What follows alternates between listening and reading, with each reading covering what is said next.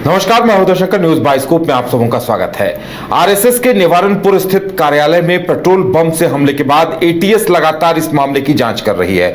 अब जांच में जो परतें खुलकर सामने आई है उसमें जानकारी मिली है कि 4 राज्यों से इस पूरे मामले का कनेक्शन था। झारखंड में इस घटना को अंजाम दिया गया है, लेकिन सोशल मीडिया के जरिए ये आरोपी कनेक्टेड थे अपने हैंडलर के जरिए जो दुबई में बैठा था और उसके पाकिस्तानी लिंक भी थे। और इस हमले के तार अब 4 राज्यों से जुड़े मिल रहे हैं। एटीएस को कई अहम सुराग मिले हैं।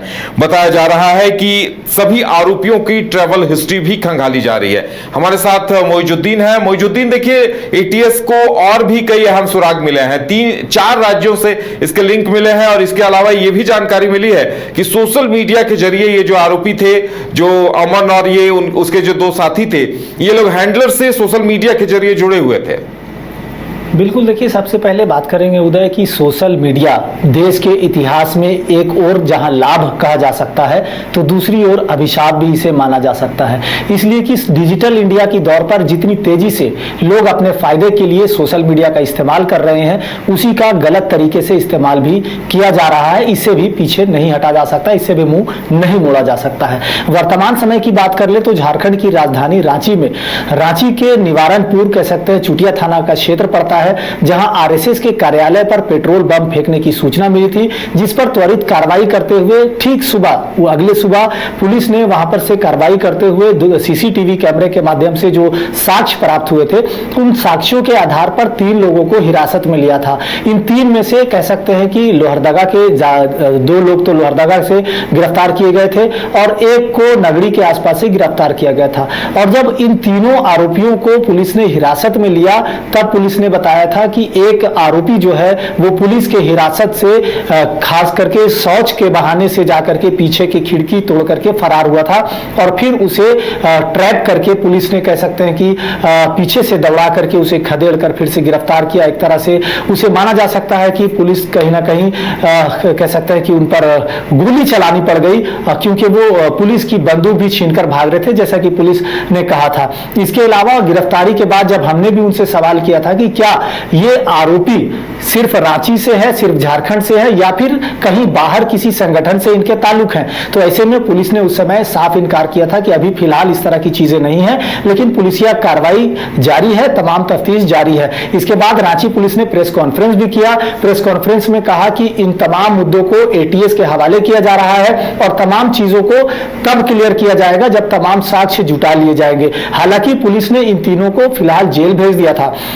अब ऐसे में जांच और कार्रवाई का जो सिलसिला शुरू हुआ, तो अब ऐसे में तार मिल रहे हैं कि इस मामले के तार 4 राज्यों से जुड़े हुए उदय, जिसमें कह सकते हैं उत्तर प्रदेश, दिल्ली, मुंबई और झारखंड, ये 4 राज्य ऐसे हैं जहां के लोग कहीं ना कहीं इन तमाम मामलों पर फंसे हुए हैं। अब जो ये जानकारी आई, देखिए, मुंबई का एक ट्रेवल एजेंट जीसान था जिसके कॉन्टेक्ट में अमन आया और इसके साथ अमृतसर से वीर नाम का एक शख्स था जो हैंडलर्स के बीच में एक पुल की भूमिका निभा रहा था। देखिए, इस तरह की चीजें तमाम सोशल मीडिया हैंडल पर ये लोग एक दूसरे से संपर्क करते हैं। हमने आपको बताया कि सोशल मीडिया की पहुंच आसमान तक होती है, वो कहां तक जा सकती है कोई नहीं कह सकता है। और इसी सोशल मीडिया का फायदा उठा करके ये लोग कह सकते हैं कि आतंकी संगठन से किस तरह से संपर्क करते हैं और कहीं ना कहीं एक तरह से लालच के माध्यम से कई लोगों को कह सकते हैं कि युवाओं को भड़काने का काम करते हैं। और ऐसे संगठन जो कथित तौर पर कहा जा रहा है कि आईएसआईएस संगठन, टीटीएच संगठन, ऐसे संगठनों से ये तालमेल करते हैं, उनसे संपर्क बनता है और कुछ लालच की वजह से ऐसे युवाओं को गुमराह करके कह सकते हैं कि एक तरह से देशद्रोह के मामले में भी इंटरफेयर करा देते हैं। और अब जो है ये मामला कहीं ना कहीं एनआईए के हवाले जा रहा है और अब ये कहना मुश्किल होगा कि और कहां-कहां से इसके तार जोड़ रहे हैं, कितने लोग इस संगठन में शामिल है। लेकिन मुंबई से जिस तरह से एक जिशान नाम का जिस तरह से जो सामने आ रहा है कि उसके जो तार है, उनके जो संबंध है वो सऊदी से और दुबई से इस तरह की चीजों में कहीं ना कहीं संलिप्तता नजर आ रही थी। और फिलहाल पुलिस जो है अब इस मामले को एनआईए को जांच सौंप रही है और कहीं ना कहीं ये माना जा सकता है कि अब चीजें परत दर परत खुल रही है कि दुबई दुबई, यूएसए या फिर सऊदी अरब और मुंबई, इस तरह के बड़े महानगरों से भी अब इसके तार जुड़ रहे हैं। तो माना जा सकता है कि आतंकी संगठन अब झारखंड की ओर अपनी नजर गड़ाए हैं, क्योंकि यहाँ भोले भाले युवा होते हैं। युवाओं को अपनी ओर आकर्षित करना, उनको ट्रैक कर लेना,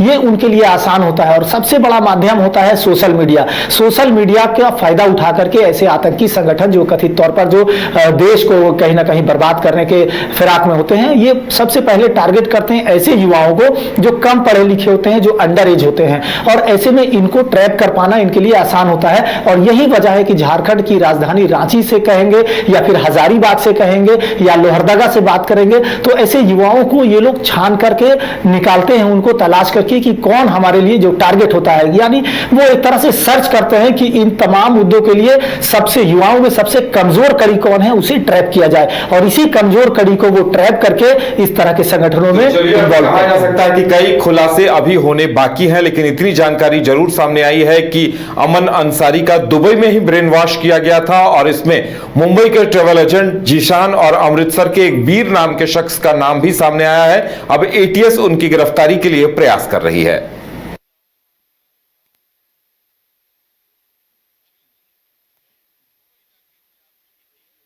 घर रहने का मकान भर नहीं, ये खुशियों की तिजोरी है। दरवाजे पर दस्तक देता पड़ोस, खिड़कियों से उमड़ आता आसमां, तारों में उलझी ऐसी ना जाने कितनी दास्तां। कहती हैं चले डायमंड सिटी, एक सफर हम सफर के साथ अपने घर तक। Diamond city, life long bonding, 500 से ज्यादा खुशहाल डायमंड परिवार। जल्दी करें, सिर्फ 200 फ्लैट बाकी। आज ही बुक करें अपना आशियाना।